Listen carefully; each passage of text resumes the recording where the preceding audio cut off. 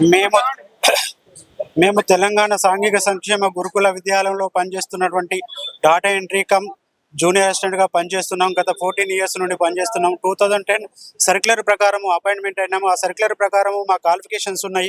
2017లో RS Praveen Kumar సెక్రటరీగా ఉన్నప్పుడు మాకు స్కిల్ టెస్ట్ కూడా పెట్టారు. ఆ స్కిల్ టెస్ట్లో కూడా మేము పాస్ అయ్యాము. అయితే అదే సర్క్యులర్ ప్రకారం ఇప్పుడు మమ్మల్ని కొనసాగించాలని మేము మా సెక్రటరీ గారిని విన్నవించుకోవడానికి కోసము ప్రజాభవన్కి రావడం జరిగింది. సార్ని కలిసి రిప్రజెంటేషన్ ఇవ్వడం జరిగింది.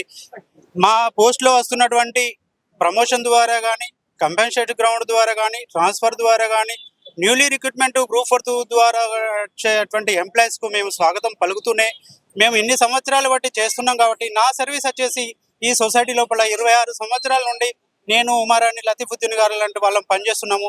25 సంవత్సరాల నుండి పనిచేస్తూ ఇవాళ రోడ్డు పాలు కావాలంటే మాకు బాధగా ఉంది. మా పోస్టులను సెక్యూరిటీ చేసేటువంటి, సర్దుబాటు చేసేటువంటి ఈ 2010 ఏదైతే సర్క్యులర్ ఉందో ఈ సర్క్యులర్ ప్రకారము మమ్మలను circular number A3H establishment 46217/2009 22/7/2010 circular ప్రకారము రికార్డ్ అసిస్టెంట్ క్యాడర్ నుండి సూపరింటెండెంట్ క్యాడర్ వరకు ఒక స్కూల్లో 5 పోస్టులు ఉంటాయి.